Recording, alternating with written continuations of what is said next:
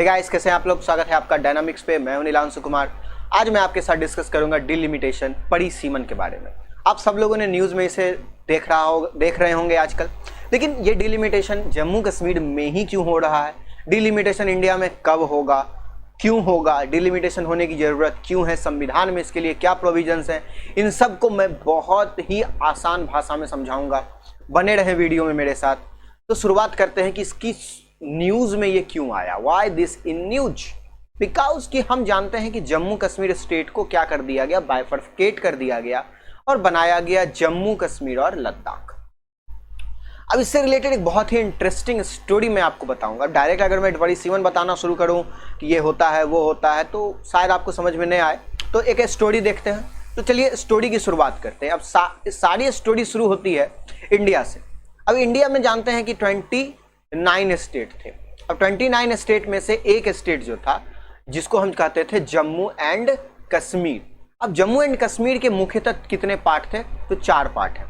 एक जिसे हम कहते हैं पाक ऑक्युपाइड कश्मीर, दूसरा पार्ट जिसे आजकल हम लोग लद्दाख के नाम से जान रहे हैं, तीसरा पार्ट आ जाता है कश्मीर का और चौथा पार्ट आ जाता है जम्मू का। अब स्टोरी में मैं आपको सारी चीज़ें काल्पनिक करके बताऊंगा कि अब जम्मू कश्मीर जो था वो एक पापा है, फादर। अब इसके 4 बेटे, अब इसके हैं 4 बेटे। एक बेटा जो है ना जिसे हम कहते हैं पाक ऑक्युपाइड कश्मीर, तो इस बेटे को ना 1947-48 में पाकिस्तान ने चुरा लिया। अब ये बेटे को पाकिस्तान ने चुरा लिया जो कि ये है, और इसका कुछ पार्ट को गिफ्ट कर दिया चाइना को।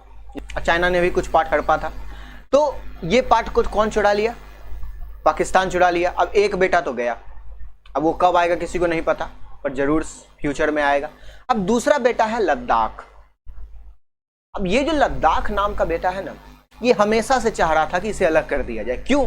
क्योंकि ये जम्मू और कश्मीर इसका डेवलपमेंट होने नहीं दे रहे थे, जो इसका हक है उसे मिलने नहीं दे रहे थे। तो लद्दाख बहुत पहले से चाह रहा था कि वो अलग हो जाए। अब बात आती है कश्मीर और जम्मू। अब इस दोनों के बीच में भी शांति तो थी नहीं, ये दोनों भी झगड़ा कर रहे थे। झगड़ा क्यों कर रहे थे कि अगर मान लेते हैं कि जम्मू कश्मीर की प्रॉपर्टी 114 करोड़ की है, तो कश्मीर को 46 करोड़ मिल रहे थे और जम्मू को 37 करोड़। अब झगड़ा तो होगा ही कि अगर किसी को 46 करोड़ हम दें और किसी को 37 करोड़ दें। अब आप सोच रहे होंगे सर लद्दाख को कितना दिया, लद्दाख को हमने 4 करोड़ दिया और लद्दाख उससे खुश है क्योंकि उसकी पॉपुलेशन बहुत ही कम है, उसके बाल बच्चे कम है, वो पॉपुलेशन पे कंट्रोल किया। Just imagine. अब पीओके, अब जो बेटा खो गया उसको हमने दे दिया 24 करोड़। अब चूंकि ये खो गया बेटा है, अभी तो हमारे पास है नहीं, तो ये कभी लड़ने वाला फिलहाल तो नहीं है। अब सारा प्रॉब्लम बॉइल्स अप होता है ये 2 बेटों पे, कश्मीर और एक जम्मू। कश्मीर कहता है कि हमारे पास 46 करोड़ है, मैं तो खुश हूं, मुझे कोई दिक्कत नहीं है, जैसे चल रहा है सब चलने दो। लेकिन जम्मू के पास सिर्फ 37 करोड़ है। अब ये चाहेगा कि इसकी जो, एक सेकंड में पेन बदल लो, इसकी जो हिस्सेदारी है वो बढ़े। अब ये सारी चीजें क्या थी, बैकग्राउंड में चल रही थी। लेकिन मोदी गवर्नमेंट ने 2019 में क्या किया, इसको बाइफरकेट कर दिया। और जैसे ही ये बाइफरकेट किया तो हुआ ये कि बाइफरकेट होने के बाद पीओके, अक्साई चीन, इन सबको मिला के लद्दाख में कर दिया। क्योंकि ये बेटा तो अभी आया नहीं है, तो सबको लद्दाख में कर दिया और लद्दाख को अलग कर दिया। लद्दाख अलग होते ही हो गया खुश का, वाह यही तो हमें चाहिए था। अब लद्दाख को बना दिया गया यूनियन एंड टेरिटरी। लद्दाख को उससे भी कोई प्रॉब्लम नहीं है। अब 4 तो विधानसभा की सीट उसमें थी ही, और बची हुई 24 जो उसमें मिलाई गई है वो तो कभी फिलहाल आने वाली नहीं है। तो ये 4 सीट से विधानसभा तो बनने से रही, कोई मुख्यमंत्री तो बनने से रही, ये खुश है, ये है खुश। अब बात आती है कश्मीर और जम्मू की। अब कश्मीर और जम्मू में हो गया और झगड़ा बढ़ गया। अब जम्मू कहा कि आया मेरा टाइम, अपना टाइम आ गया, मुझे मेरे हिस्से दो, नहीं तो मैं धरने पे बैठ जाऊंगा। तो भारत सरकार ने कहा कि ठीक, अब कोई दादाजी हैं, भारत सरकार को मान लेते हैं हम दादाजी, वो कहे ठीक है हम डिलिमिटेशन करेंगे। डिलिमिटेशन ये क्या होता है? डिलिमिटेशन का मतलब होता है कि हम एक आदमी का ग्रुप बैठाएंगे जो डिसाइड करेगा कि तुम दोनों को प्रॉपर्टी कितना हिस्सा मिलेगा। अब जैसे मान लीजिए कि हमारे भी फैमिली में अक्सर होता है कि मम्मी पापा की डेथ होने के बाद प्रॉपर्टी का बंटवारा होता है। और जब प्रॉपर्टी का बंटवारा होता है 3-4 लोग बाहर से जिसको न्यूट्रल होते हैं वो बैठते हैं और डिसाइड करते हैं कि प्रॉपर्टी किस तरह से बंटनी चाहिए। तो उसी बेसिस पर अब प्रॉपर्टी का होना है बंटवारा। अब ये डिलिमिटेशन कमीशन बैठा, इसने डिस्कशन किया और बोला कि नहीं, जम्मू तुम्हारी बात बिल्कुल सही है, कुछ तो गड़बड़ चल रहा था, तो जम्मू की बात सही थी, गड़बड़ चल रहा, तो जम्मू की बात को सही करने के लिए ये 114 करोड़ का फिर से वैल्यूएशन किया गया। होता है ना प्रॉपर्टी का वैल्यूएशन चेंज, तो 114 करोड़ का जब वैल्यूएशन किए तो आया कि नहीं ये होना चाहिए 120 करोड़। अब जब अगर ये 120 करोड़ होगा तो क्या होगा, किसी की हिस्सेदारी तो बढ़ेगी, तो बढ़ी किसकी हिस्सेदारी, जम्मू की। कितनी हिस्सेदारी, 6। अब जम्मू का हो जाएगा 44। तो ये था पूरा सिनारियो जिसको लेके हंगामा बरपा हुआ है। अब आप हम देखते हैं, आगे बढ़ते हैं। ये है जम्मू कश्मीर का नक्शा। इसमें यूनिक क्या है, यूनिक ये है कि ये 1 2 3 4 5 6, ये 6 क्या है, इनकी लोकसभा की सीटें हैं। ये 6 मेंबर यहां से चुन के भारत के पार्लियामेंट में, लोकसभा में आते हैं। अब आप देख रहे होंगे कि ये 6ठा नंबर का जो क्षेत्र है ना, ये इतना बड़ा। आप सोच रहे होंगे इतना बड़ा लोकसभा का क्षेत्र, एक छोटा सा एक आदमी इतना बड़ा क्यों, कैसे, फिर यहाँ ये भी छोटा है, फिर ये बड़ा है, तो ये सारा सिस्टम है क्या। ये सारा सिस्टम होता यह है कि अब हम देखिए, हम लोग के घर में बंटवारा होता है प्रॉपर्टी बेसिस पे, प्रॉपर्टी की वैल्यू के बेसिस पे, लेकिन जब देश का हम कॉन्स्टिट्यूएंसी में बंटवारा करेंगे तो ऐसा कुछ तो करेंगे नहीं, तो ऐसा करेंगे हम पॉपुलेशन के बेसिस पे बंटवारा करते हैं। अब जब जनसंख्या के बेसिस पे बंटवारा होगा तो मान लेते हैं, चलिए मान लेते हैं कि जम्मू कश्मीर की जनसंख्या है 60 लाख और हमने डिसाइड किया कि एक आदमी एमपी बनेगा 10 लाख पॉपुलेशन पे। और जब देखा गया ना इस चीज को, तो देखा गया कि ये इतने बड़े एरिया का पॉपुलेशन 10 लाख हो रहा है, इसीलिए यहाँ एक, फिर ये छोटा सा एरिया जो आप देख रहे हैं इसका भी 10 लाख है तो इससे एक, इसके एरिया से भी 10 लाख है तो इससे एक, इससे भी 10 लाख है तो इससे एक। तो दैट इज द रीजन की अब इस मैप को आप देखें तो कुछ एरिया बड़े हैं, जैसे यहाँ देखिए, ये देखिए, फिर यहाँ बहुत छोटे छोटे हैं, दिल्ली में बहुत छोटा छोटा है, फिर राजस्थान का ये मरुस्थलीय एरिया है बहुत बड़ा है, फिर ये एरिया भी इनहैबिटेड है, मतलब यहाँ लोग कम रहते हैं जिसके कारण ये एरिया बड़ा है। तो दैट इज द रीजन कि कुछ कॉन्स्टिट्यूएंसीज बड़ी होती हैं, कुछ कॉन्स्टिट्यूएंसीज छोटी होती हैं। क्यों, क्योंकि वहाँ पॉपुलेशन कम और ज़्यादा होता है। अब जम्मू कश्मीर में मैंने स्टोरी बताई क्यों जरूरत थी, क्यों जरूरत थी, अब इसका कॉन्स्टिट्यूशनल वैलिडिटी क्या थी वो देख लेते हैं। अब लोकसभा की सीट जो है ना वो जम्मू कश्मीर में डिसाइड होती थी इंडियन कॉन्स्टिट्यूशन के बेसिस पे, भारतीय संविधान के बेसिस पे लोकसभा की सीटें डिसाइड होती थी, जिसके बाद डिसाइड किया गया कि लोकसभा की 6 सीटें होंगी, राज्यसभा की 4। तो ये 2019 से पहले की बात थी, लेकिन अब लोकसभा की सीटें घट जाएंगी, 5 हो जाएंगी। और क्यों, क्योंकि एक लोकसभा की सीट लद्दाख के पास चली जाएगी। लेकिन जो लेजिस्लेटिव असेंबली थी जम्मू कश्मीर की, उसकी सीटें डिसाइड होती थी जम्मू कश्मीर के हाँ, जम्मू कश्मीर का अपना संविधान था जो 370 आर्टिकल के कारण था, जिसको बाद में हटाया गया। पूरा 370 नहीं हटाया गया, लेकिन जो प्रोविजंस थे ना उनको हटा दिया गया। अब जो प्रोविजंस हट गए वहाँ कॉन्स्टिट्यूशन हो गया फिनिश। अब जब कॉन्स्टिट्यूशन वहाँ का फिनिश हो गया तो जिस तरह से बिहार का डिलिमिटेशन हुआ था, जिस तरह से झारखंड का डिलिमिटेशन हो, उसी तरह से अब जम्मू कश्मीर का भी डिलिमिटेशन होगा। किसके बेसिस पे, कॉन्स्टिट्यूशन ऑफ इंडिया के बेसिस पे। तो अभी तक था 113 सीट, जिसमें से 87 सीटें, जिसमें से 46 सीट जम्मू कश्मीर का, 37 जम्मू का और 4 लद्दाख का, ये कहीं कहीं 114 भी है। और 24 सीट रिजर्व थी पीओके के लिए जो बेटा खो गया, और 2 नॉमिनेटेड मेंबर थे जो कौन अपॉइंट करते थे, गवर्नर, और इसको फ्रीज कर दिया गया था 2026 तक।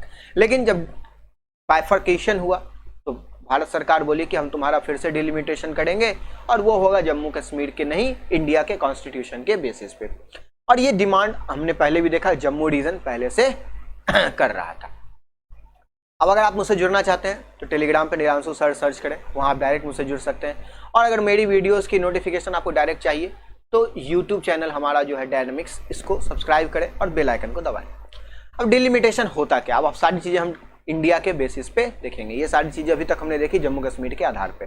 Process of fixing of limit और boundaries in a country to represent change in population, अभी मैंने बताया ना। अब देखिए फिर से बताता हूँ। अब मान लीजिए कि पहले इसे मैं इरेज कर लूँ,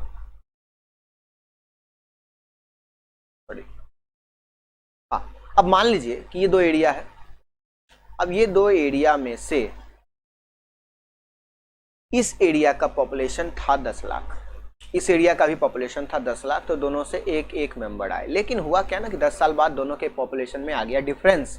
इसका पॉपुलेशन गया घट, ये हो गया 9 लाख, इसका पॉपुलेशन बढ़ के हो गया 11 लाख।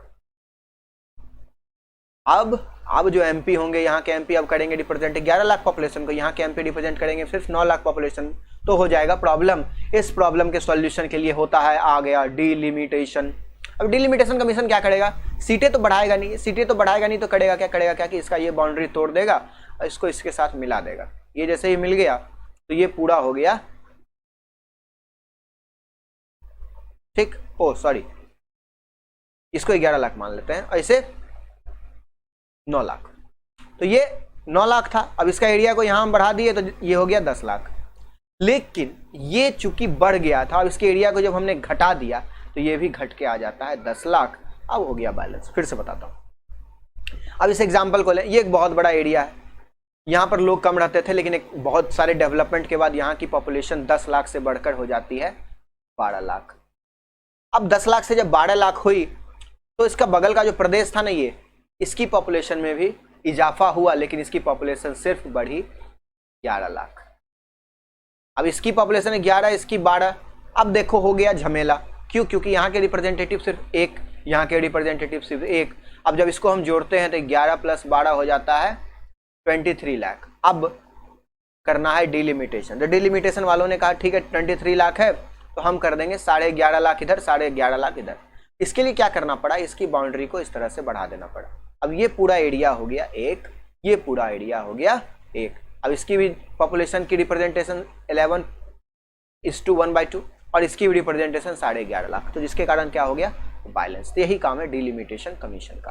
देखिए डिलिमिटेशन कमीशन का काम होता है equal representation to equal segment of population. हमने देख लिया fair division of geographical area और एक वोट की एक वैल्यू। हमने देखा था कि एक वोट की वैल्यू 10 लाख थी, जो कि चेंज हो गई, कितनी हो गई थी, एक जगह 12 लाख एक जगह 11 लाख, तो उसको फिर बैलेंस करके 11.5 लाख कर दिया गया। अब हमारा कॉन्स्टिट्यूशन डिलिमिटेशन के बारे में क्या कहता है? हमारा कॉन्स्टिट्यूशन का आर्टिकल 82 कहता है कि पार्लियामेंट डिलिमिटेशन करवाएंगे आफ्टर एवरी सेंसस। हमारे देश में सेंसस 1991 में हुआ, 2001 में हुआ, फिर 2011 में हुआ, फिर 2021 में हुआ, लेकिन डिलिमिटेशन लास्ट हुआ था 1971 के आसपास। अब जी डिलिमिटेशन 1971 के बाद क्यों रोक दिया गया, इसको भी हम देखेंगे। उसके पहले देख लेते हैं कि delimitation act after every census आएगा। तो डिलिमिटेशन एक्ट 2008 में भी आया, लेकिन उसने कुछ नहीं किया। क्या, बस बाउंड्री को हल्का फुल्का आगे पीछे उसके पॉपुलेशन के बेसिस पे कर दिया। किसी भी राज्य में लोकसभा की सीटों को ना घटाया गया ना बढ़ाया गया, या राज्यों की विधानसभा की सीटों के साथ भी इस तरह से कोई छेड़छाड़ नहीं किया गया। विधानसभा में जो सीटें चेंज होंगी वो 170 के बेसिस पे चेंज होती है। अब कौन सेटअप करता है डिलिमिटेशन कमीशन? तो delimitation commission union government, obviously president of India setup करेंगे। पहला delimitation commission doctor Rajendra Prasad ने 1952-1951 के बीच में सेटअप किया था। पहला डिलिमिटेशन एक्ट 1952 में आया। उसके बाद 4 एक्ट आए, 1952, 67, 1973 और 2002 में आया। और जब 1952 का एक्ट आया तो देखिए क्या चेंज आया। 1951 के सेंसस के बेसिस पे हमने लोकसभा की 494 सीटें। अब हम जानते हैं कि हमारे देश में लोकसभा की 550 से ज़्यादा सीट नहीं हो सकती है, तो ये बात को ध्यान रखना। उसके बाद फिर 1963 के डिलिमिटेशन के बाद, अब डिलिमिटेशन किस बेसिस पे होगा, 1961 के सेंसस फिर बढ़ गया। फिर 1971 के सेंसस के बेसिस पे 1973 में जब डिलिमिटेशन हुआ तो ये 543 हो गया। अब देख रहे हैं कि लगातार बढ़ता जा रहा है।